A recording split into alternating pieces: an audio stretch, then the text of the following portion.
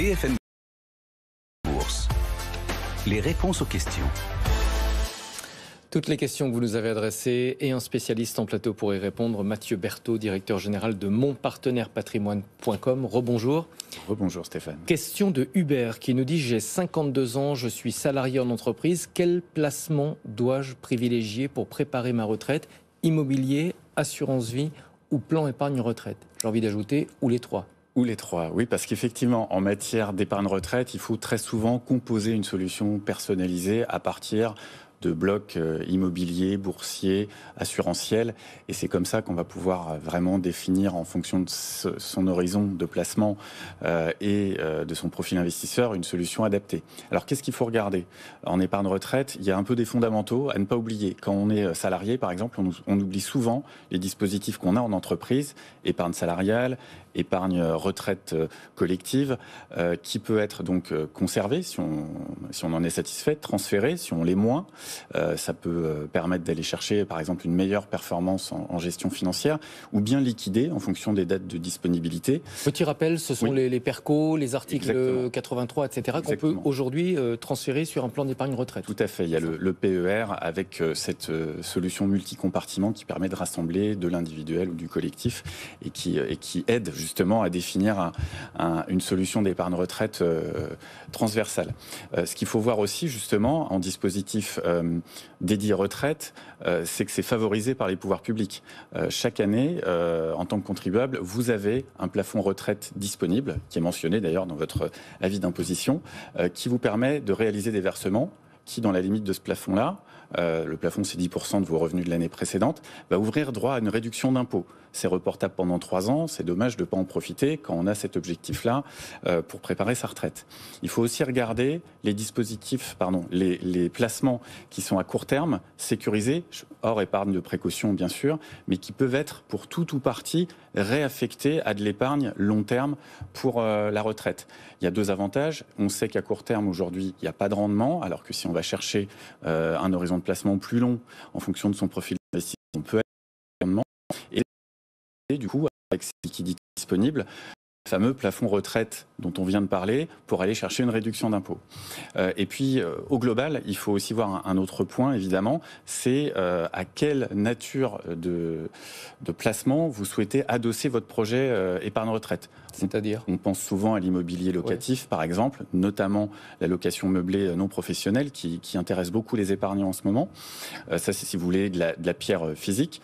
Vous pouvez aussi aller chercher, évidemment, des sous-jacents financiers. Et là, les questions qu'il faut se poser, c'est quel degré d'exposition je suis prêt à prendre sur les actions, sachant qu'à côté de ça, j'ai aussi d'autres sous-jacents, des sous-jacents pierre-papier, immobilier, si on ne veut pas y aller en physique, et évidemment tout un choix très diversifié en matière de sous-jacents financiers. Et puis il y a aussi la question de l'âge, on réduit le risque quand on approche de la retraite, je crois que c'est ça le principe. Exactement, et c'est d'ailleurs le principe appliqué dans le PER, avec cette désensibilisation progressive à mesure qu'on approche de l'âge de départ en retraite. Autre question qui nous a été adressée par Anne. Que faut-il privilégier pour financer les études supérieures de mes enfants ? C'est la saison, et puis comme on dit, très chères études, surtout quand on les projette sur plusieurs années et pour plusieurs enfants. Effectivement, c'est un sujet à part entière, et je pense même que c'est un sujet patrimonial pour les familles. Pourquoi ? Sur le plan civil, déjà, c'est une obligation pour les parents de financer les études supérieures de ses enfants. Et puis sur le plan économique, si on regarde, le spectre est très large, c'est-à-dire on va aller de quelques centaines d'euros par an si on est chez ses parents et qu'on est à l'université publique, à 30 000 euros par an. On a estimé ça à peu près pour des écoles privées et les frais qui vont avec, si on est à distance, l'installation, etc. Donc on va naturellement penser soit à un prêt étudiant, soit à une activité rémunérée. Et je trouve qu'il faut rappeler l'intérêt de l'alternance, et pour les entreprises et pour les étudiants, ce mélange d'activités rémunérées et d'apprentissage et d'études, c'est très intéressant par rapport à ça. Quelles sont les aides auxquelles on peut prétendre ? Alors, il y a des aides au niveau de l'État ou au niveau de la région. Il y a des tarifs différenciés aussi en fonction des revenus pour accéder aux écoles. Il y a évidemment sur la partie prêt étudiants des conditions facilitées en termes de taux aujourd'hui, mais il faut quand même savoir aussi que les banques regardent la qualité du diplôme en sortie. Elles vont systématiquement demander une garantie, un garant qui sont les parents généralement. Alors c'est pour ça que c'est intéressant aussi de voir certaines solutions start-up émerger, comme la société Smarto qui propose de faire des prêts étudiants sans garant, donc ça peut être intéressant.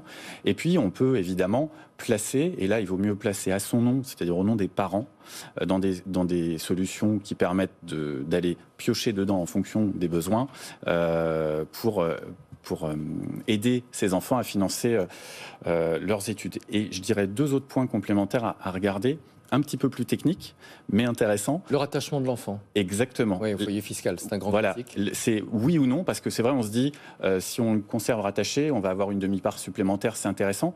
Pas forcément, à tous les coups, il faut faire le calcul. On peut conserver son enfant rattaché jusqu'à 25 ans quand il fait ses études, mais si on le détache et qu'on lui verse une pension, cette pension, elle va pouvoir être déductible. Donc vous l'aidez, elle est déductible à hauteur d'un peu plus de 3 500 € sans justificatif et presque 6 000 € sur base de justificatif. Donc ça peut évidemment être intéressant en termes de levier. Et puis autre chose moins connue.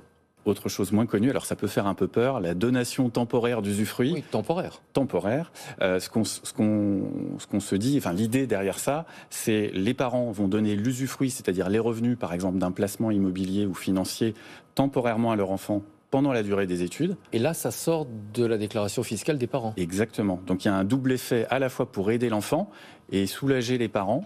Donc il faut aussi penser à ce type de solution plus patrimoniale, mais qui viennent répondre à cette approche et ce besoin de financement des études supérieures. Très intéressant. Merci beaucoup Mathieu Berthaud pour Stéphane. ces réponses aux questions qui nous ont été adressées. Je rappelle que vous êtes directeur général de monpartenairepatrimoine.com. On va revenir sur les chiffres qui ont été publiés aux États-Unis.